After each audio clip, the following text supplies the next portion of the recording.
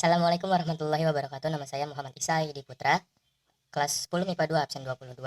Saya ingin menjelaskan materi agama tentang hijrah titik awal dakwah Rasulullah Shallallahu Alaihi Wasallam di Madinah. Wafatnya istri tercinta Siti Khadijah dan pamannya Abu Thalib yang selalu menjadi pembela utama dari ancaman para kafir Quraisy, beban Rasulullah Shallallahu Alaihi Wasallam dalam berdakwah menyebarkan ajaran Islam makin berat. Ada beberapa faktor yang dapat mendorong Rasulullah Shallallahu Alaihi Wasallam hijrah ke Madinah antara lain sebagai berikut. Yang pertama, pada tahun 621 Masehi, telah datang 13 orang penduduk Madinah yang menemui Rasulullah Shallallahu Alaihi Wasallam di Bukit Aqobah. Mereka berikrar memeluk agama Islam.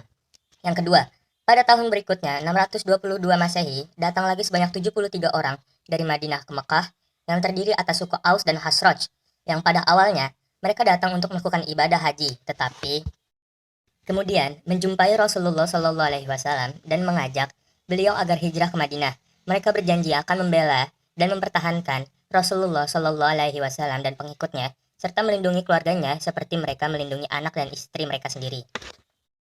Ada juga pemboikotan yang dilakukan oleh para kafir Quraisy mencakup hal-hal berikut. Yang pertama, melarang setiap perdagangan dan bisnis dengan pendukung Nabi Muhammad Shallallahu Alaihi Wasallam. Yang kedua, tidak seorang pun berhak mengadakan ikatan perkawinan dengan orang Muslim. Yang ketiga, melarang keras bergaul dengan kaum Muslim.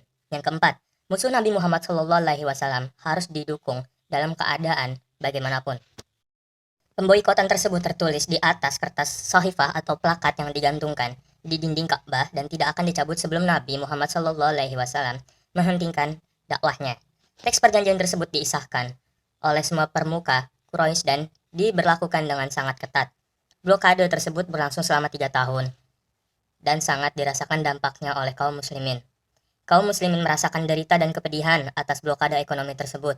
Namun semua itu tidak menyurutkan kaum muslimin untuk tetap bertahan dan membela Rasulullah Shallallahu Alaihi Wasallam. Setelah melalui pemikiran yang mendalam, disertai perintah langsung dari Allah Subhanahu wa Ta'ala untuk berhijrah ke Madinah, disusunlah rencana Rasulullah Shallallahu Alaihi Wasallam dan seluruh kaum muslimin untuk hijrah ke Madinah. Peristiwa hijrah Rasulullah Shallallahu Alaihi Wasallam dari Mekah ke Madinah dilakukan dengan perencanaan yang sangat matang.